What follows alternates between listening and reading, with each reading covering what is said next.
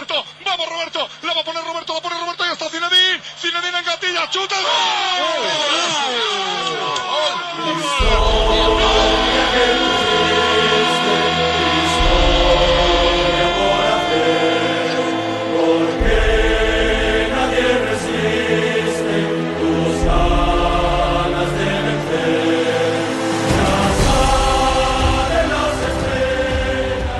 Qu'est-ce qui s'est passé? Parce qu'on va parler rapidement du match et je pense qu'on va parler du mal profond par la suite. Que s'est-il passé contre Levante?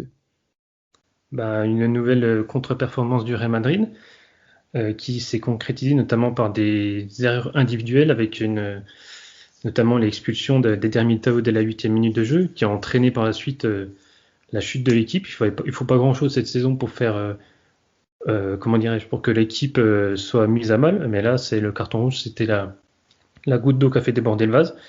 Et c'est on va dire, c'est pas la consécration, mais c'est la conséquence d'une gestion plus que calamiteuse de tout un effectif. Et on verra ça par la suite après au cours de l'épisode, mais c'est pas très rassurant pour la suite, mais après on verra ça plus tard. On a dit adieu au titre, Johan. Après ce match, je pense que là, s'il y avait besoin d'organiser un enterrement pour le confirmer, on peut le faire tout de suite. Ouais, j'ai bien peur que oui. J'ai bien peur que le titre se soit définitivement cuit.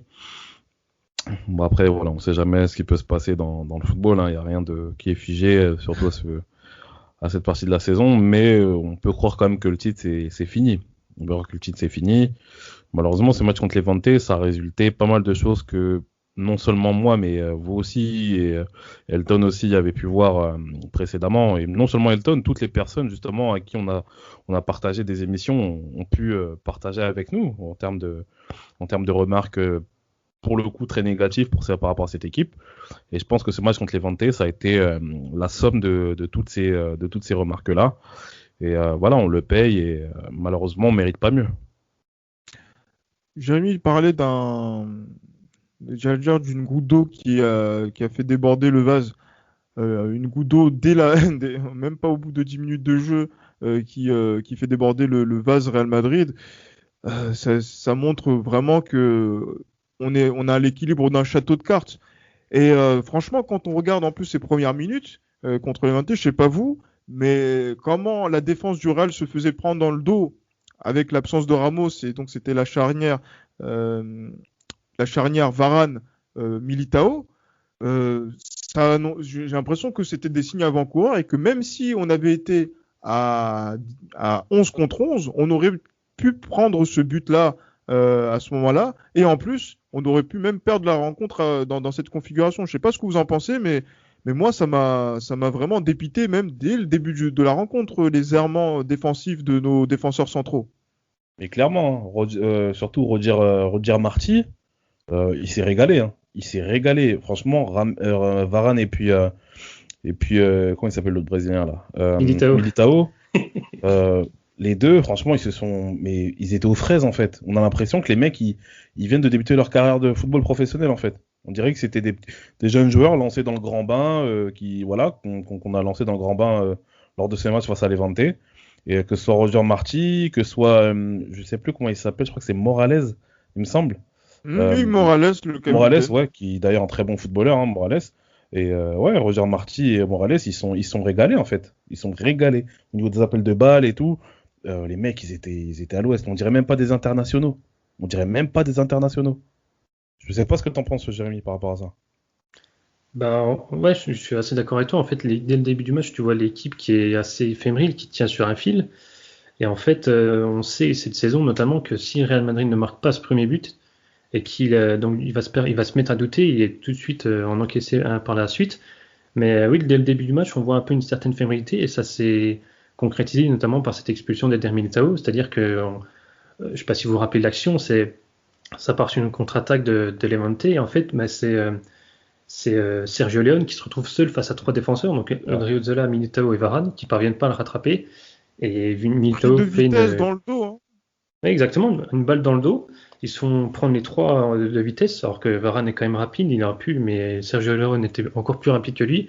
Et Militao a fait une erreur de débutant, c'est-à-dire il a déséquilibré l'attaquant et son carton rouge n'est pas démérité. Il n'a pas démérité de recevoir ce carton rouge, ça condamne après par la suite l'équipe, mais je pense que l'erreur, on va dire, c'est une erreur professionnelle ce match-là, mais c'est encore plus une erreur professionnelle dans le sens où, compte tenu de la physionomie du match et de la situation de l'équipe qui est en infériorité numérique, c'est-à-dire que Real fait le plus dur, marque juste après, mène au score juste après à la 13e minute, donc c'était le scénario idéal. En fait, après il aurait fallu attendre en bloc bas et procéder en contre-attaque comme sur le but de Asensio, et c'est pour ça qu'en fait, c'est une grosse erreur professionnelle dans le sens où tu avais toutes les conditions, malgré le carton rouge, en fait, tu avais toutes les conditions pour l'emporter puisque tu menais au score juste après avoir perdu un joueur. Donc c'était le scénario idéal, mais l'équipe elle s'est fait complètement détruire par les appels dans le dos des attaquants.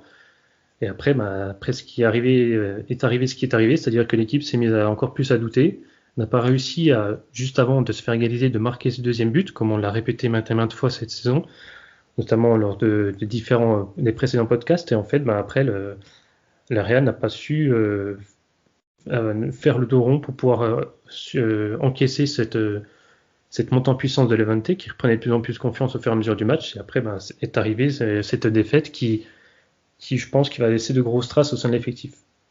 De grosses traces au sein de l'effectif parce que peut-être qu'au niveau de la tactique, on n'a pas fait forcément les bons choix.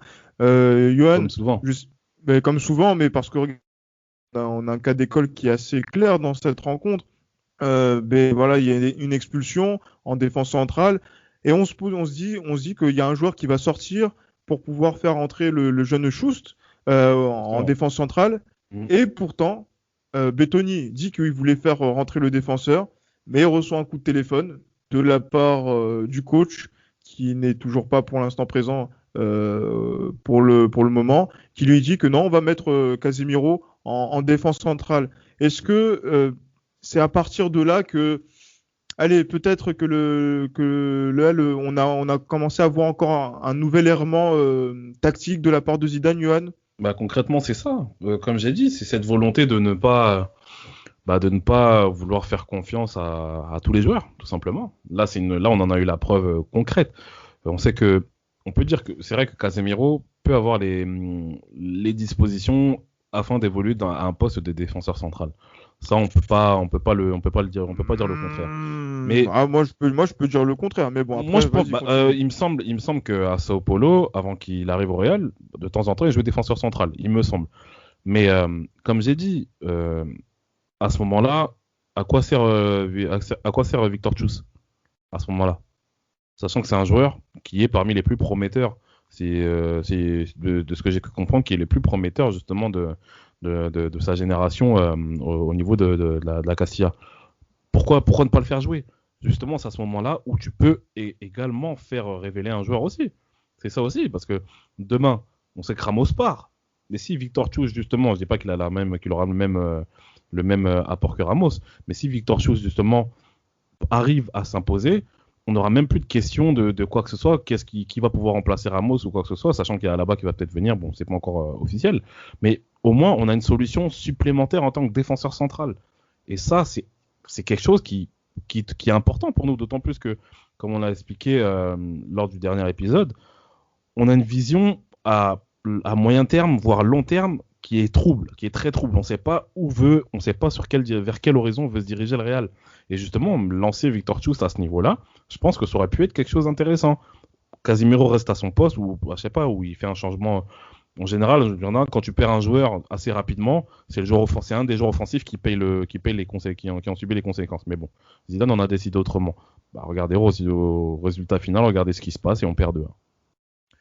Et justement, parce que j'ai l'impression que cette défaite, elle fait du mal, pas sur le fait qu'on perd 3 points. C'est pas la première ni la dernière fois que le Real va perdre une rencontre, que ce soit cette saison ou même à l'avenir. Mais on a l'impression que c'est plus que 3 points qu'on a perdu, Jérémy. Et pourquoi aujourd'hui, alors que on aurait pu le dire, on a pu le dire à plusieurs reprises pendant la Ligue des Champions, notamment contre le Shakhtar, on aurait pu le dire aussi à certains moments, contre Cadiz, on aurait pu aussi le dire j'allais dire, il y a quelques jours quand on perd contre Alcoyano. Pourquoi là, maintenant, c'est là où les gens commencent à se réveiller et se dire, ouais, il faut changer quelque chose. Je pense que c'est le fait que l'Atlético continue à prendre ses distances au classement. Jusque-là, les supporters, je pense qu'ils avaient gardé une certaine confiance dans le titre, même si c'était assez faible. Et je pense que là, ils ont été mis devant le fait accompli que l'effectif global du Real Madrid n'a pas cette qualité que l'on voudrait pour un club comme ça, pour pouvoir lutter pour la Liga ou la Ligue des Champions. Et c'est le fait que quand tu confrontes avec que toi tu peines à remporter des matchs et tu vois que l'Atlético continue à gagner même quand ils sont un peu mis en difficulté, à un moment donné, tu remets en question un peu les différents choix qu'a fait l'entraîneur. Et je pense qu'au-delà du fait que les supporters soient déçus, c'est surtout, je pense qu'on a perdu notamment pas mal de joueurs, notamment à cause d'une gestion d'un effectif un peu calamiteuse, c'est-à-dire qu'en fait, de pas faire confiance à certains joueurs. Donc certes, certains ont peut-être pas le niveau pour jouer au Real Madrid, mais ne pas faire confiance à certains joueurs, en fait, il y en a qui ont perdu confiance en eux, en leur football, et qui, du coup, dès que tu les alignes, les Militao, les André Ozzola, mais ils sont totalement perdus. Il y a même Vinicius, on en reparlera peut-être après, mais avant sa qualité, en fait. Comment ? J'ai dit Vinicius, en plus, qui lors de sa rentrée, 4 minutes après, faute dans la surface, ouais, c'est ça. Ou pas, et pénalty. Après, on en reparlera après de ça, mais moi je voulais évoquer le fait qu'en fait, avant, Vinicius a toujours eu ce problème d'inefficacité face au but, mais il faisait quand même la différence en 1 contre 1. Il arrivait des fois à prendre le dessus sur son vis-à-vis, et maintenant, en fait, il a plus cette confiance en lui pour pouvoir remporter des duels. On l'a vu encore là ce week-end. Ses crochets sont téléphonés, en fait, il n'arrive plus à vraiment prendre le dessus sur son adversaire, et il erre sur le terrain, c'est-à-dire que sur le premier but, comme tu l'as dit, Johan, en fait, il y a André Ozzola qui lui dit de redescendre et faire attention dans son dos, parce je crois que c'était Morales qui montait. Ouais, Morales, ouais. Et il lui a dit, en fait, il l'a pas vu, il l'a vu au dernier moment, et il a fait ce qu'il a fait, c'est-à-dire le tacle là qui a provoqué un penalty. Et même sur le deuxième but, en fait, si tous les joueurs du Real Madrid sont attirés, et notamment au premier poteau, on voit Vinicius qui revient comme ça et qui erre dans la surface, c'est-à-dire qu'il est plus du tout concerné. En fait, tu as des joueurs déconnectés, et c'est pas bon pour la suite, parce qu'on l'a dit l'autre jour lors du dernier épisode, c'est-à-dire que pour lutter pour les titres, il faut avoir un effectif global qui est concentré vers le même objectif, sauf qu'en fait, il y en a qui pensent plus à leur avenir, à court, moyen terme, et notamment aussi, on n'a pas souvent évoqué la situation de Sergio Ramos ou Lucas Vázquez, c'est-à-dire des prolongations qui mettent du temps à se mettre en place, et je pense que ça impacte aussi le vestiaire du Real Madrid. Mais Gilles, par rapport à la question que tu as posée, pour savoir justement qu'est-ce qui fait que c'est la défaite de trop, je sais que je vais m'attirer les foudres de pas mal de personnes, mais je pense qu'il y a eu une certaine naïveté de ceux qui croyaient à mort sur Zidane. Je suis désolé, qui croyaient à mort en Zidane. Il y a une certaine naïveté à ce niveau-là. Depuis, ça fait bientôt plus d'1 an qu'on voit que le Real peine, on voit que le Real a des lacunes qui sont terribles. Il y a eu certes la victoire en championnat, mais il n'y a eu aucune victoire qui a été archi convaincante. Début de saison, c'était pareil. La défaite à Cadiz, où Cadiz nous bouffe du début jusqu'à la fin. Il y a les 2 défaites contre Shakhtar Donetsk. Il y a tous ces matchs-là où on se dit, le Real ne peut pas jouer à un niveau aussi bas. Et malheureusement, vous en avez beaucoup qui sont tombés dans le raccourci. Oui, mais c'est Zidane. Zidane, il a ce don que peu de personnes ont. Il a la baraka, etc. Le football, c'est pas une question de baraka. Le football, c'est du jeu. Le football, c'est du jeu, c'est des résultats. Et ça, malheureusement, beaucoup de personnes, surtout les pro-Zidane, sont tombés dans ce piège de naïveté en croyant aveuglément en ce coach. Et comme ce coach, comme je l'ai toujours dit, est mauvais tactiquement, je n'ai pas peur de le dire, là, sur le match face à Levante, on a eu le résultat de tous ces errements qui font que aujourd'hui cette défaite fait plus mal que les autres. Et justement, là, elle fait plus mal que les autres, effectivement, parce que là, depuis quelques heures, au moment où on est en train d'enregistrer, et ça commence à faire de plus en plus de bruit dans les différents médias espagnols et qui sont repris un petit peu partout sur le net, on parlerait du fait que Zidane aurait déjà pris sa décision d'arrêter les frais avec le Real Madrid en se disant bon, voilà, c'est bon, c'est plus pour moi. En fin de saison, je m'en vais. Là, par rapport à ça, comment on peut aborder une saison où on est en février, on vient de commencer le mois de février, avec cette optique-là, sachant que on est dans un mois, on va rejoindre Champions League dans 3 semaines. Jérémy, comment ça va se passer? Parce que là, c'est à double tranchant. Parce que là, en 2018, après la défaite contre... excusez-moi. Donc en coupe contre... Alcoyano. Non, pas Alcoyano. Donc en 2018, je parle. Contre Leganés. Autant pour moi, Leganés, ouais. Contre Leganés, on s'était posé la question de Zidane qui s'en va. Et en fait, il avait démenti, même s'il avait déjà pris sa décision et il était allé au bout, justement, avec Kiev, qui a donné la Décimo Tercera. Là, est-ce qu'on est dans la même optique en se disant que, tiens, pour prendre la 14e, le fait que Zidane puisse acter son départ dès février, ça puisse être la même chose? Moi, je suis pas forcément convaincu et j'ai l'impression que ça pourrait même se produire beaucoup plus tôt, ce départ de Zinedine Zidane. T'en penses quoi, Jérémy? Moi, je pense que si départ il y a, ça se fera en fin de saison. Florentino Pérez ne va pas changer d'entraîneur là actuel, enfin dans les prochains jours, je pense pas. Même s'il y a une élimination en Ligue des Champions, parce que il a déjà fait l'erreur en 2018-2019 avec 3 changements d'entraîneur. Et surtout, Zidane a une aura auprès de Florentino Pérez qui fait qu'il ne va pas forcément le virer. Ce serait plus Zidane qui partirait en fin de saison. Après, par rapport à ce que tu as dit, certains joueurs cadres vont peut-être, s'ils décident de partir, lui donner une belle porte de sortie en remportant la 14e Ligue des Champions. Sur le papier, potentiellement, ils peuvent le faire. Mais après, à la vue de l'effectif, je ne pense pas que ce soit possible. Parce qu'en fait, en dehors d'un 11 titulaire qui fait des performances correctes, hein, c'est pas non plus une machine destructrice qui peut faire peur à ses adversaires. En dehors de ces 11 joueurs-là, il n'y a personne derrière qui va permettre d'apporter du danger à l'heure actuelle. Même si on sait que le Real Madrid, même quand ils sont pas bien en Liga, ils parviennent à surperformer en Ligue des Champions, mais je pense que compte tenu de l'effectif en place et de la confiance de l'équipe, et ce que dégage l'équipe par rapport aux adversaires, je pense que le Real Madrid n'est pas forcément favori. Il faudra déjà passer l'obstacle de l'Atalanta Bergame qui, malgré sa défaite ce week-end contre la Lazio, va être une équipe difficile à battre, et surtout une équipe qui exploitera parfaitement les faiblesses du Real Madrid, qui, on le sait, n'aime pas être pressé dans son propre camp, et c'est la marque de fabrique de l'Atalanta. Donc sur le papier, les joueurs peuvent éventuellement lui donner une belle porte de sortie, mais je ne pense pas que ce sera le cas. Est-ce que ce sera une saison blanche? Là, on est bien parti pour. Mais on peut toujours garder espoir. Comme on dit, à stade final, mais on verra par la suite. Et là, j'imagine que pour Johan, un effectif... je vais pas... Non, non, il faut que je le dise. Non, c'est bon. Là, j'ai envie de le dire. Un effectif moyen. Arrête de rigoler. Allez, vas-y. Un effectif moyen comme celui du Real. Là, quand je parle de moyen, c'est moyen au niveau du top européen. Hein. C'est pas au niveau de l'échelle de, je sais pas moi, d'un championnat comme la Ligue 1.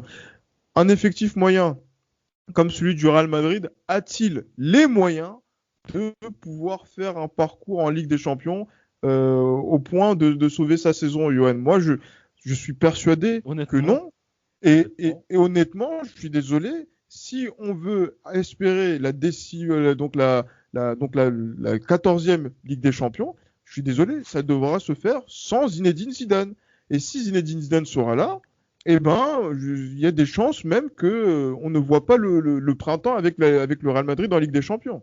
Moi, je suis pas d'accord avec toi pour le coup. Pour ce coup, je suis pas d'accord avec toi. Je pense que Zidane, admettons s'il y a un psychodrame qui se dit comme quoi, voilà, Zidane, il vit ses derniers jours avec le Real Madrid, je pense qu'il peut y avoir cette union sacrée autour de lui, surtout pour la Ligue des Champions. Parce que la Ligue des Champions, je vais pas avec quel joueur? Avec quel joueur, Johan? Avec Eder Militao?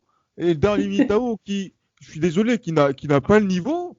Qui n'a pas le niveau du Real. Mais depuis quand Zidane se base sur un gros effectif? Il va se baser sur ses 11 joueurs habituels. Mais même avec les 11 joueurs habituels, et n'oublions pas, tout à l'heure. Et les gars, n'oublions pas qu'en 2016, on ne joue pas le plus beau football de l'histoire du Real, mais on a un tirage au sort qui est positif, qui nous est très favorable. Faut pas l'oublier.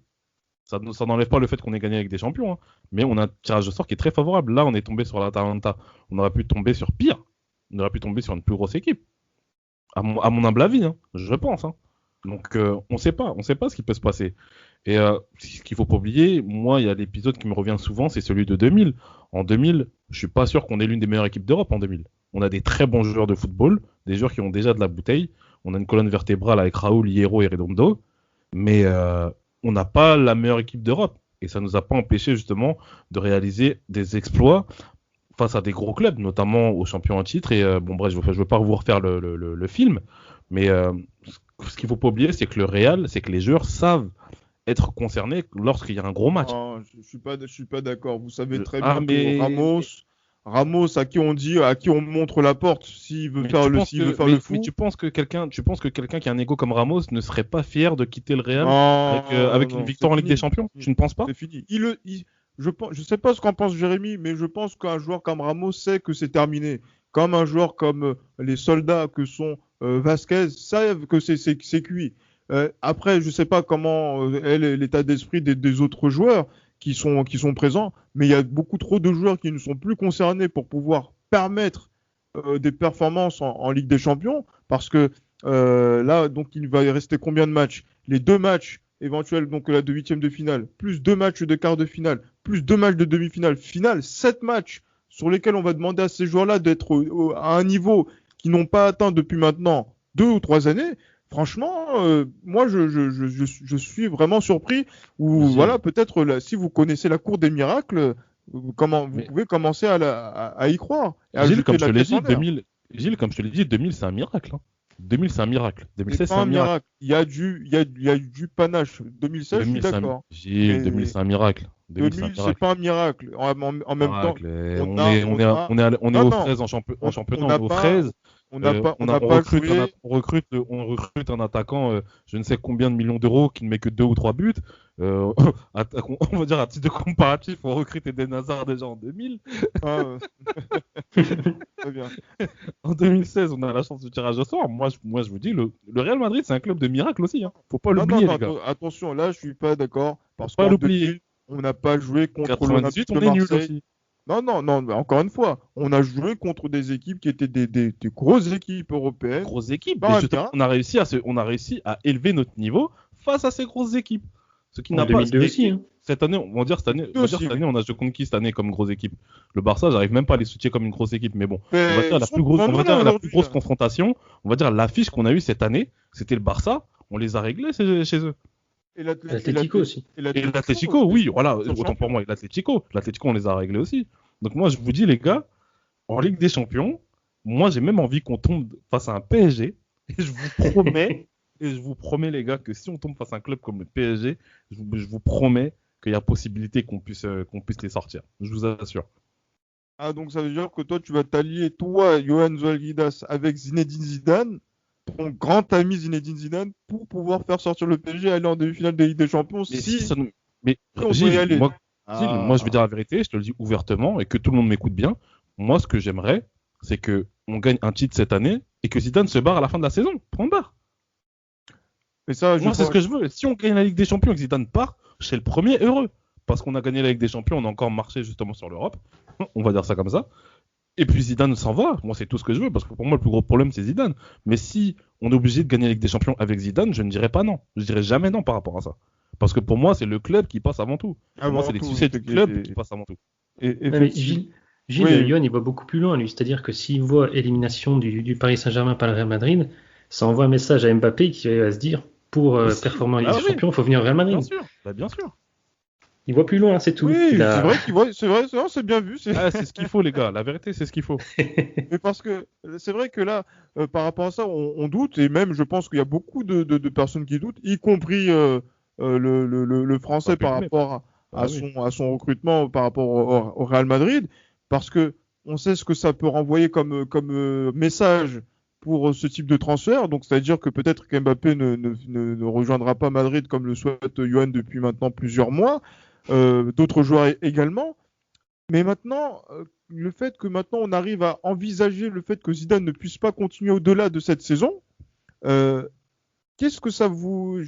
Là, je vais demander à Jérémy les noms qui ressortent, sachant que là, par exemple, Pochettino a signé à Paris Saint-Germain et que on va dire que la plupart des entraîneurs principaux en Europe ont déjà un poste. À qui on pourrait penser justement pour la suite et pourquoi on devrait penser à l'entraîneur que tu vas citer, Jérémy?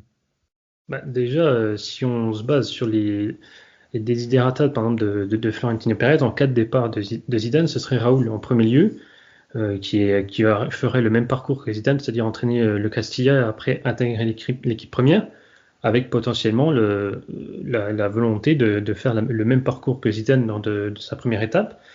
Mais après, c'est pas dit que ça fonctionne non plus comme ça. Après, les autres noms qui sortiraient, ce serait, il y avait Pochettino, maintenant ce serait plutôt Allegri, Gallardo de River Plate, et il y aurait aussi éventuellement Julian Nagelsmann, mais après lui, il a déjà été approché en 2018, il me semble. Après, c'est vraiment un coach basé sur le développement des jeunes joueurs. Donc, compte tenu du recrutement du Real Madrid qu'a fait ces dernières années, ce serait potentiellement un bon entraîneur. Mais pour l'impact et la pression que représente ce club, je pense pas que Nagelsmann ce serait la bonne option. Pour moi, la bonne option, ce serait véritablement, si on devait choisir, Jürgen Klopp. Je pense que lui, il serait plus à même de développer l'équipe. On a vu quand Liverpool lui a laissé du temps pour mettre en place son équipe, son jeu, on a vu, ben voilà, ils ont fait double finale de Ligue des Champions avec une victoire à la clé, comment dirais-je, une victoire en Première Ligue, depuis, je crois, ça fait une trentaine d'années. Finale de la Ligue Europa. Ouais, c'est ça. Donc voilà, 2016, je pense que le coach, peut-être pas idéal, mais le meilleur coach pour moi, ce serait Jürgen Klopp. Mais actuellement, il n'est pas libre. Mais sur ceux qui sont libres, quand on regarde les noms, t'as des Ralf Rangnick, t'as des Julian Nagelsmann. Pour le moment, moi, je ne vois pas. Après, on peut avoir des bonnes surprises. Hein. Avec les noms ne veulent pas tout dire, mais pour moi, sur le marché, actuellement, il n'y a pas grand-chose qui permettrait au Real Madrid de se relancer actuellement. Après, je sais pas ce qu'en pense Johan, mais... Avant que Johan intervienne, juste là, c'est vrai que ça a beaucoup parlé allemand dans le choix des entraîneurs. Moi, sincèrement, si je devais choisir un entraîneur allemand parmi tout ce beau monde-là, ce serait Jupp Heynckes. Hein. Jupp Heynckes. Ben oui, je préfère que l'ancien sorte de sa retraite plutôt que de tous les noms qu'on nous a proposés. On est le Real Madrid, pas la Nationalmannschaft. On n'a pas cité Thomas Tuchel. Vous ne voulez pas laisser le vieux se reposer, vous. Thomas Tuchel a déjà pris Chelsea, Dieu merci. Ah bah. Non, bah moi, par rapport à cette histoire de coach, pour moi, en fait, ce qu'il faudrait déjà dans un premier temps, c'est un coach qui puisse rebâtir une équipe vraiment de son intégralité. Et pour moi, quelqu'un qui était fort à ce niveau-là, c'était José Mourinho. Mais bon, ceci dit, revoir José Mourinho au Real, je ne sais pas, ce serait une bonne idée. Je ne pense pas, parce que José Mourinho, il est encore en 2005 dans sa tête. Mais et en plus, il se bagarre avec Serge Aurier. Qu'est-ce que vous voulez qu'il fasse? En plus, il se bagarre avec Serge Aurier. Donc, je pense qu'il faut un entraîneur soit qui rebâtisse l'équipe, ou bien, pour moi, le meilleur compromis, ce serait Raoul, parce que Raoul, c'est quelqu'un qui a une identité forte au Real Madrid. Raoul, pour moi, c'est des joueurs que j'ai depuis que je suis le Real Madrid. Pour moi, c'est le deuxième meilleur joueur de l'histoire de mon histoire au Real Madrid, on va dire ça comme ça. Mais et je pense que à travers son identité. C'est Zidane, hein. Comment? Non, pour moi, c'est malade ou quoi? Et regarde comment tu me déranges, Gilles. Non, mais plus sérieusement, tu vois. Et je pense que il incarne l'identité du Real, il incarne justement le prestige du Real, et je pense que lui, il peut avoir les arguments qu'il faut par rapport à Mbappé, parce que Mbappé sait qui est Raoul. Mbappé, s'il présente un projet costaud pour relever le Real Madrid, je pense que Raoul, ça peut être quelqu'un qui peut réussir à faire venir Mbappé dans son équipe. Ouais. Moi, franchement, tu penses vraiment que Mbappé sait qui est Raoul? Oui, je pense qu'il le sait. De toi à moi. Je pense qu'il le sait. Moi, permettez-moi de douter. Franchement. Non, si, abuse pas, toi aussi, Gilles. C'est pas télé, hein, c'est Mbappé. Hein. Moi, il y a des gens qui cachent bien leur jeu par rapport à ça. Mais Jérémy, Raoul, qui viendra au Real, qui serait dans la suite logique et qui, lui, a fait un vrai travail de fond avec les jeunes depuis qu'il a commencé sa carrière de coach. Lui qui a gagné quelque chose avec les jeunes, surtout, contrairement à Zidane. Oui. Fin de la parenthèse.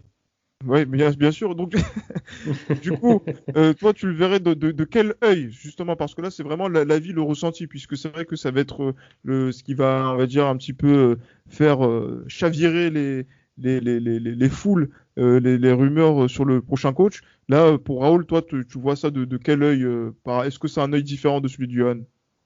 Non, parce que en tant que madridista, j'aimerais que la belle histoire se prolonge, la belle histoire qu'a eu Zidane, c'est-à-dire qu'il a passé une bonne partie de sa carrière au Real Madrid. Après, il a gravi les différents échelons pour gagner après 3 Ligues des Champions d'affilée. On aimerait aussi, moi j'aimerais que ça fasse la même histoire avec Raoul, qui est clairement le représentant pur du madridisme. Donc oui, moi j'aimerais que Raoul prenne la suite éventuellement de Zidane, mais pour moi, il y aurait quand même beaucoup d'interrogations et de doutes dans le sens où c'est pas un coach confirmé. On a déjà fait le pari avec Zidane, ça a marché, pas dit que ça remarche encore cette fois-ci-là.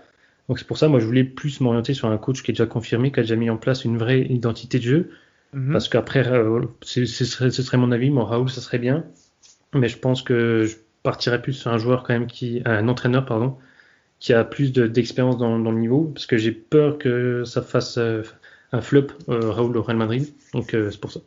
Ouais, et moi, je supporterais pas qu'on parle mal de Raoul, ni de près ni de loin. Déjà Il va que. insulter tout le monde. Parce qu'il y Ah a eu, ouais, il y a eu l'exemple Guti. Guti qui aurait dû normalement prendre la relève et il s'est un peu perdu aussi. Là, actuellement, il est sur le marché ou il est encore à Almeria? Je crois qu'il s'était fait virer, non? Ouais, c'était ouais, fait virer, il me semble. il avait été évincé, effectivement. Et là, c'est vrai que par rapport à ça, on parle de beaucoup de choses, et surtout, et j'avais envie d'en parler quelques instants avant de terminer ce podcast. euh, Zidane, ça va faire 2 ans qu'il a repris le Real, donc 2 ans en mars, si on arrive au mois de mars avec Zidane. Et s'il il arrête en fin de saison, il avait promis une révolution en 2019, au moment de son retour.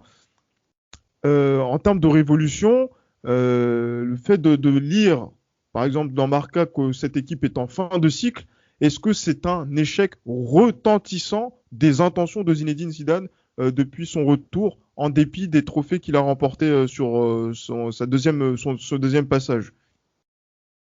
C'est moi qui commence ou c'est Jérémy? Allons-y, fais-toi plaisir, Yohan. Oui, c'est un échec retentissant, mais il y a certaines circonstances atteignantes, je pense, par rapport à Zidane.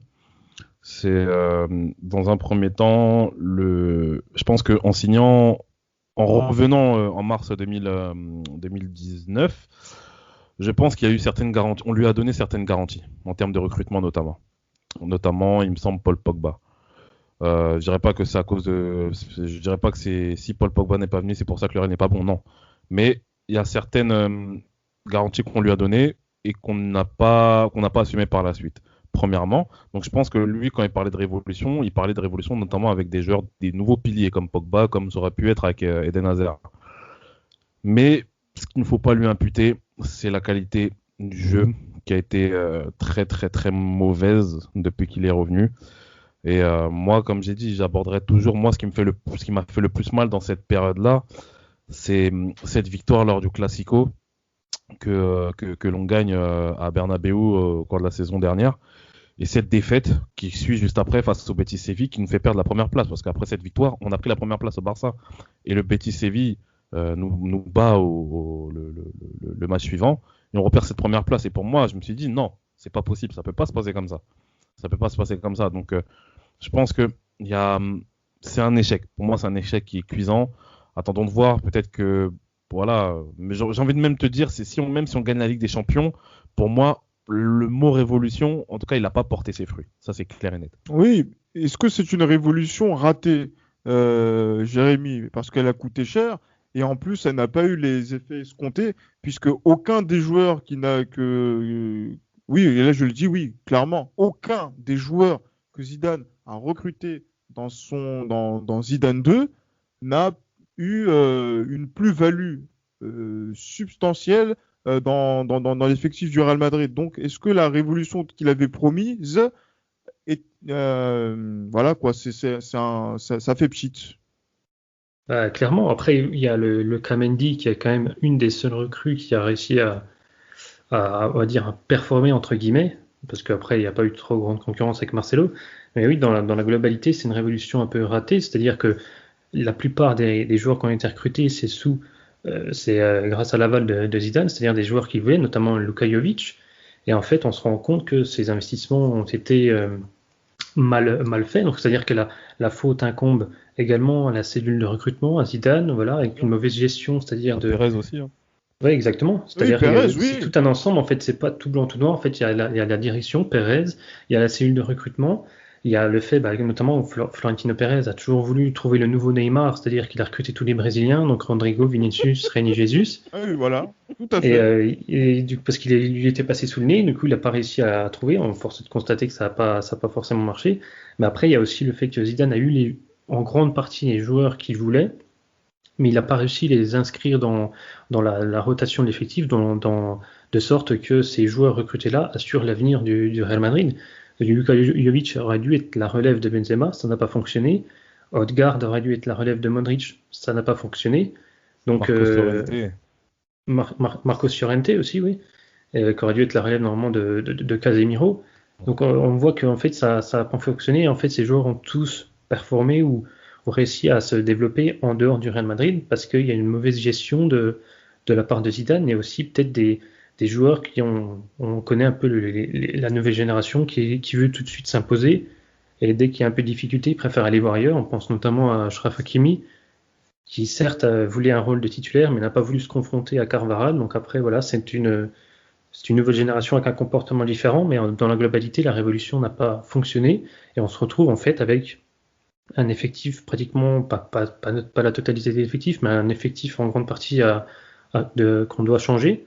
Sauf qu'en fait, on arrive à un mercato en 2021 qui sera confronté à la crise sanitaire qui a engendré des pertes financières. Et du coup, en fait, le Real doit changer un peu son effectif, le modifier, mais n'a pas les ressources actuellement. Donc en fait, on va faire un peu du bricolage, ça va être ça cet été. À moins que le Real a bien caché son jeu, parce qu'on sait qu'ils ont de l'argent en trésorerie, mais c'était pas forcément pour ça. Donc après, faut voir, mais je pense que oui, en grande partie, la révolution n'a pas marché, mais pas que de la faute de Zidane, je pense que c'est tout un ensemble. Et en fait, là on en paye et on en voit les conséquences de cette gestion un peu catastrophique. Effectivement, et en plus, bon, c'est pas le match contre Huesca contre 1-2-3 contre Huesca à Huesca qui va venir nous remonter le moral samedi prochain. Messieurs, moi je voulais qu'on termine.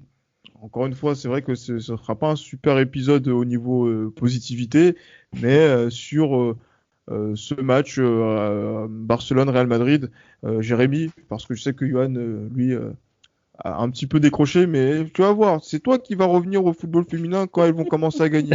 Bon, pour l'instant, on continue l'apprentissage. C'est un apprentissage quand même qui est assez rapide, mais qui contre le FC Barcelone, ça a été un peu difficile, Jérémy. Oui, effectivement, une nouvelle défaite du Real Madrid féminin 4-1 contre le Barça. Après, je pense que, comme tu as dit, Gilles, Johan, je pense qu'il changera sa bannière Twitter en cas de victoire du Real Madrid féminin. Donc,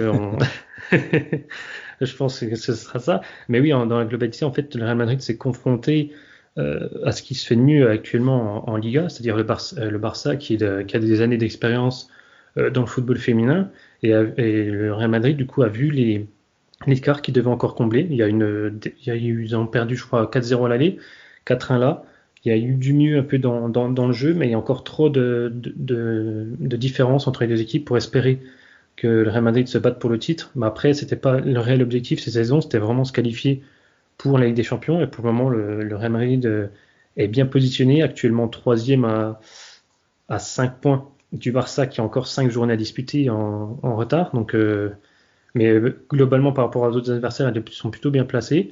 Il y a une bonne dynamique qui s'est mise en place, donc je pense que le Real Madrid va pouvoir se qualifier pour la Ligue des Champions. Après, de là à ce qu'elle performe dans cette compétition-là, où on sait qu'elle est ultra dominée par globalement et notamment français avec l'Olympique Lyonnais, je pense que ce sera difficile, mais l'objectif est pour le moment atteint en termes de place du Real Madrid féminin au sein de la Liga Iberdrola. Oui, effectivement, et surtout, c'est vrai que ce qui est aussi notable, c'est d'être devant l'Atlético, qui a quand même une tradition du football féminin un peu plus importante que la nôtre pour l'instant. Donc là, c'est quelque chose à saluer et être sur le podium aujourd'hui, être dans la course, même si le championnat est un petit peu tronqué par les matchs en retard, etc. C'est plutôt remarquable et on sera encore attentif, même si là, pour l'instant, c'est pas forcément le cas.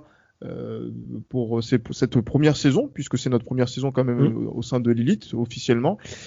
Ben voilà, donc du coup, messieurs, merci encore donc pour votre présence dans cet épisode. On a fait quand même un premier bilan quand même du parcours de Zidane. Je pense qu'on aura le temps de pouvoir avancer. Plus on va avancer dans le temps, plus on va pouvoir le faire. Et on va pouvoir aussi parler de la projection sur l'avenir, notamment sur la Ligue des Champions. Parce que je pense que c'est la seule chose qui va nous intéresser d'ici la fin de la saison. Donc voilà, donc on va essayer de voir ça avec toujours la même attention et avec nos critiques toujours aussi fines et acerbes. D'ici là, portez-vous bien et bien évidemment à la Madrid. À la Madrid.